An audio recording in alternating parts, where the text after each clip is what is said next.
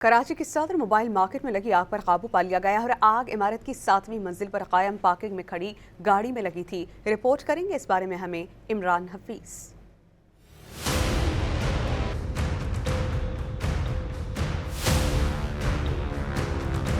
صدر mobile market کی عمارت میں 7ویں منزل پر قائم پارکنگ میں کھڑی گاڑی میں اچانک آگ بھڑک اٹھی، جس نے دوسری گاڑیوں کو بھی لپیٹ میں لے لیا۔ اطلاع ملنے پر فائر بریگیڈ کی 3 گاڑیاں اور اسنارکل موقع پر پہنچی اور 2 گھنٹوں کی جدوجہد کے بعد آگ پر قابو پا لیا۔ میئر کراچی مرتضی وہاب بھی فوری موقع پر پہنچے اور اسنارکل پر چڑھ کر آتش زدگی کے مقام کا جائزہ لیا۔ میڈیا سے گفتگو میں میئر کراچی نے بتایا کہ 150 سے 200 افراد کو عمارت سے بحفاظت نکالا گیا۔ الحمدللہ کوئی جانی نقصان نہیں ہوا۔ بلڈنگ کے جو صدر ہیں میرے بائیں جانب کھڑے ہیں، کمشنر صاحب، ڈپٹی کمشنر صاحب میرے ساتھ کھڑے ہیں۔ بروقت کارروائی ہوئی، آگ کو بجھانے میں ہم کامیاب ہوئے اور تقریباً کوئی 150 سے 200 لوگوں کو پھر ایویکویٹ کرنے میں بھی ہم کامیاب ہو گئے ہیں۔ آتش زدگی کے واقعے میں کوئی جانی نقصان نہیں ہوا، تاہم 3 سے 4 گاڑیوں کو نقصان پہنچا۔